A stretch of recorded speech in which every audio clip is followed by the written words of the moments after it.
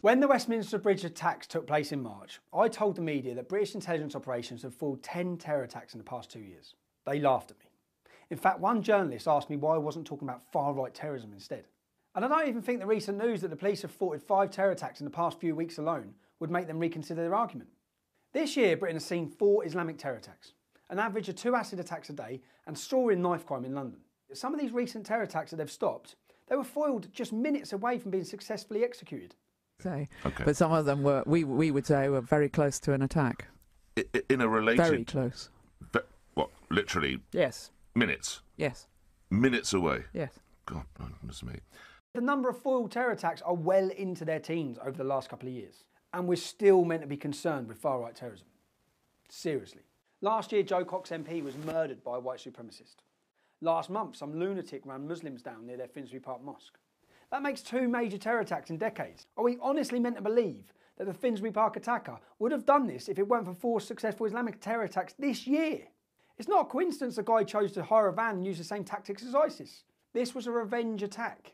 He said as much when he told the people there he'd done his bit. And this is exactly how civil war begins. I've been warning against this for 10 years, by the way. The media like to paint me as some right-wing lunatic who thinks only Muslims can commit atrocious attacks. When actually I've been warning the press and the politicians that more Islamic terror attacks against us means more terror on the streets in general. Can we please all wake the hell up to this?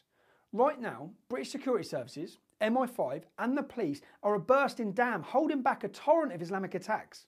Letting just one attack slip through the net increases the chance of a violent response from a pissed off member of the British public. We have to tip our hats to the people managing to stop these attacks. But we also have to ask how sustainable this whole situation is. For as long as Theresa May brands people like me as far-right extremists and pushes legislation that puts us on par with people who mow down kids in their cars, nothing's going to change. The burden on the police and MI5 is going to become so great that terror attacks slip through the net all the time. And at that point, I can only help but wonder, how will the British public react? Will they sit back and accept it? Or will Britain descend into chaos and share the same fate as Lebanon? To all those people who think that can't happen here, nearly 30 years ago, Lebanon was a Christian country that invited Muslim refugees in.